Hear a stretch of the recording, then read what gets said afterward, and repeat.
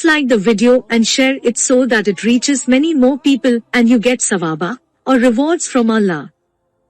This could be a sawabe jariyah or continuous reward for you long after you are gone. Volume 5, Book 57, Number 61. Narrated by Al-Miswar bin Makrama. Allah's Apostle said, Fatima is a part of me, and he who makes her angry, makes me angry. Volume 5, Book 57, Number 62. Narrated by Aisha. The Prophet called his daughter Fatima during his illness in which he died, and told her a secret whereupon she wept. Then he called her again and told her a secret whereupon she laughed. When I asked her about that, she replied, The Prophet spoke to me in secret and informed me that he would die in the course of the illness during which he died. So I wept. He again spoke to me in secret and informed me that I would be the first of his family to follow him after his death, and on that I laughed. Volume 5, Book 57, Number 63. Narrated by Marwan bin al-Hakam. Uthman bin Affan was afflicted with severe nose bleeding in the year when such illness was prevalent, and that prevented him from performing Hajj, and, because of it, he made his will. A man from Quraysh came to him and said, Appoint your successor. Uthman asked, Did the people name him, i.e., the successor? The man said, Yes. Uthman asked, Who is that? The man remained silent. Another man came to Uthman, and I think it was Al-Harith. He also said, Appoint your successor. Uthman asked, Did the people name him? The man replied, Yes. Uthman said, Who is that? The man remained silent. Uthman said, Perhaps they have mentioned Az-Zubair. The man said, Yes. Uthman said, By him in whose hands my life is, he is the best of them as I know, and the dearest of them to Allah's Apostle. Volume 5, Book 57, Number 64. Narrated by Marwan bin al-Hakam. While I was with Uthman, a man came to him and said, Appoint your successor. Uthman said, Has such successor been named? He replied, Yes, Az-Zubair. Uthman said, Thrice, by Allah. Indeed you know that he is the best of you. Volume 5, Book 57, Number 65. Narrated by Jabir.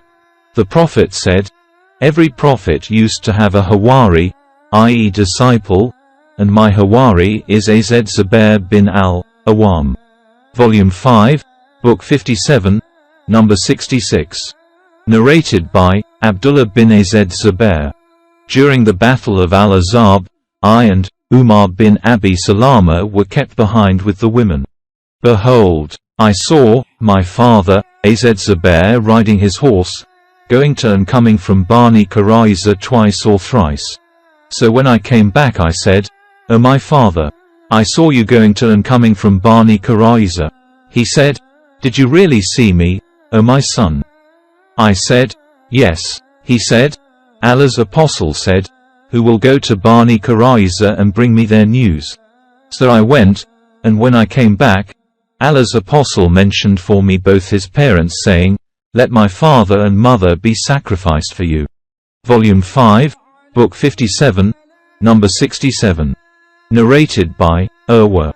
On the day of the Battle of Al-Yarmouk, the companions of the Prophet said to Az-Zubair, Will you attack the enemy vigorously so that we may attack him along with you? So Az-Zubair attacked them. And they inflicted 2 wounds over his shoulder, and in between these 2 wounds there was an old scar he had received on the day of the Battle of Badr. When I was a child, I used to insert my fingers into those scars in play. Volume 5, Book 57, Number 68. Narrated by Umar.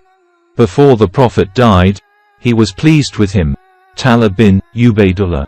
Volume 5, Book 57, Number 69. Narrated by Abu Uthman. During one of the Ghazawat in which Allah's Apostle was fighting, none remained with the Prophet but Talha and Sa'd. Volume 5, Book 57, Number 70.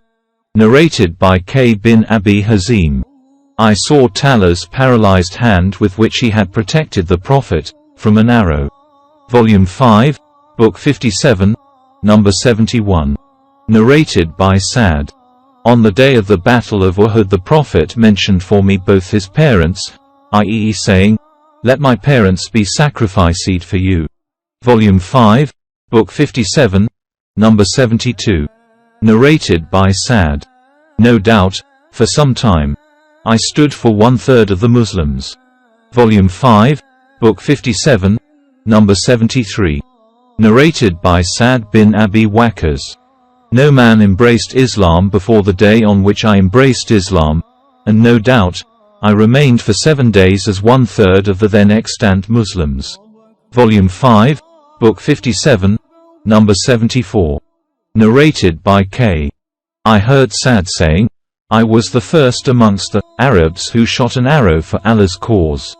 We used to fight along with the prophets, while we had nothing to eat except the leaves of trees, so that one's excrete would look like the excrete balls of camel or a sheep, containing nothing to mix them together. Today Banu Asad tribe blame me for not having understood Islam. I would be a loser if my deeds were in vain. Those people complained about Sa'd to Umar, claiming that he did not offer his prayers perfectly.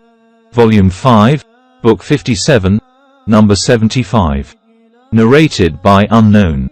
Narrated about the sons-in-law of the Prophet, and one of them is Abu al-As bin Arabi. Volume 5, Book 57, number 76.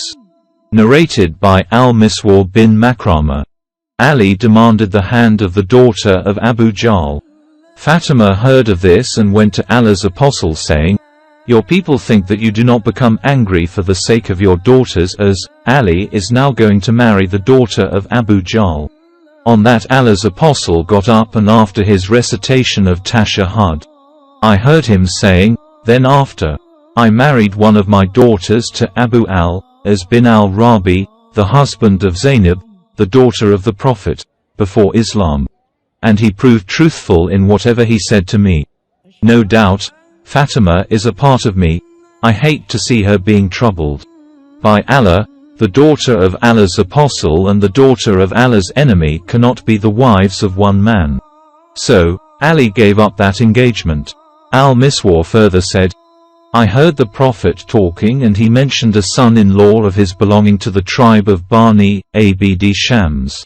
He highly praised him concerning that relationship and said, "Whenever he spoke to me, he spoke the truth, and whenever he promised me, he fulfilled his promise." Volume 5, Book 57, number 77. Narrated by Abdullah bin Umar. The Prophet sent an army under the command of Usama bin Zaid. When some people criticized his leadership, the Prophet said, "If you are criticizing Usama's leadership, you used to criticize his father's leadership before. By Allah, he was worthy of leadership and was one of the dearest persons to me, and now, this, i.e. Usama, is one of the dearest to me after him, i.e. Zaid." Volume 5, Book 57, number 78. Narrated by Urwa. Aisha said, "A kaif, i.e. one skilled in recognizing the lineage of a person through physiognomy and through examining the body parts of an infant, came to me while the Prophet was present. And Usama bin Zaid and Zaid bin Haritha were lying asleep. The kaif said, 'These feet, of Usama and his father, are of persons belonging to the same lineage.' The Prophet was pleased with that saying, which won his admiration, and he told Aisha of it.